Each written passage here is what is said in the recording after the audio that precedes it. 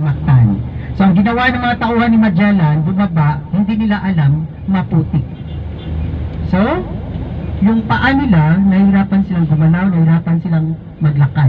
Kasi mabibigat yung kanilang mga, ano bang tawag doon, mga metal abobots nila sa kanilang mga katawan. So, yun nga, natalo talaga nila Lapu-Lapu sila Magellan. Now, anong taon yun? 1521. Bumalik sila Father Urdaneta sa Spain, no, kasama ng mga ilang tauhan na hindi napatay nila Lapu-Lapu.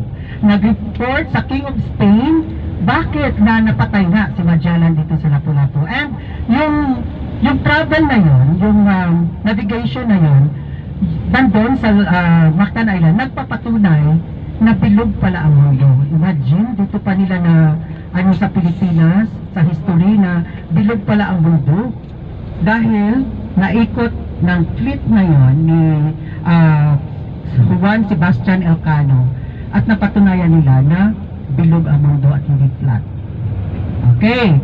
So, March 15, 1521, alam mo ba na ilang taon pa, kasi di ba namatay na si Magellan, na-discover uli ang Cebu after ilang years, kasi 1564 na nakabalik si Miguel Lopez de Legazpi.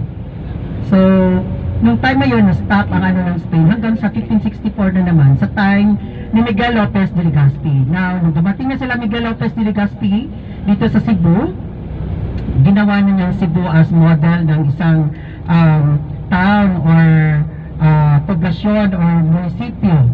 No? Ang ibang typical na munisipyo is may simbahan, plaza, merkado. So, ganon. Ang ginawa niyang ano. And yun nga, na-develop niya at siya ang unang nagpagawa ng the oldest school in the country. No, wala pa mga school sa ibang parte ng Pilipinas. Dito ang first and the oldest school. Ano bang school yun? University of? University of Cebu is kanang local na ano. Yes, University of San Carlos, formerly Colegio del San Ildefonso. Oo. Sa time ni Miguel Lopez de Legazpi.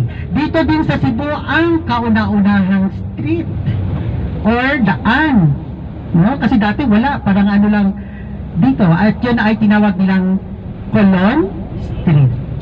No? In honor of Cristobal Colon.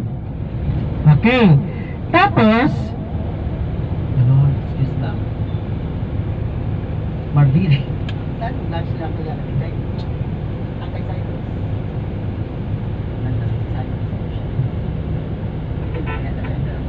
Okay. Sorry.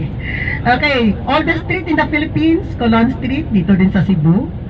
Oldest, smallest tri-bastion fort in the Philippines, dito rin sa Cebu. Ito yung katabi kanina ng National Museum. The Fort San Pedro. At alam niyo ba na ang Fort Walled City of Intramuros ay pattern, no? Replika siya ng Fort San Pedro dito sa Cebu. Kasi nga nung ma-develop na ni Miguel Lopez de Legazpi ang Cebu, inutusan niya si sino ba itong tauhan niya, ni survey ang north. At yun nga, nakita nila ang kaharian ni Raha Sulaiman along Pasig River. Okay. And doon, na-realize ni Miguel Lopez de Legazpi, oh, mas malaki pa pala ito sa Cebu. Cebu is just one island. Itong Manila is parang cover niya ang buong Luzon. So, lilipat tayo ng base. Ito nang gagawin natin kabisera.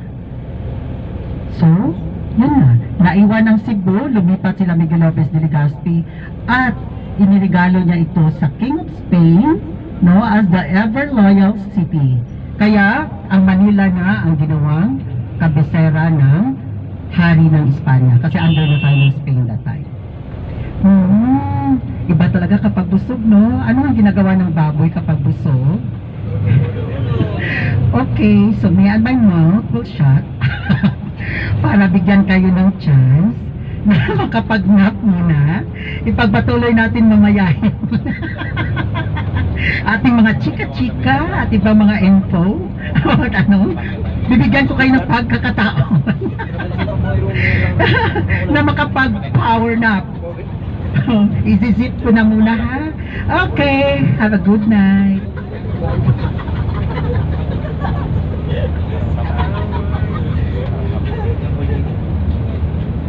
Medyo makasiguro yung mga sa gilid mo. Ito talaga kapag gusto mo. Ganitong oras. Siesta time.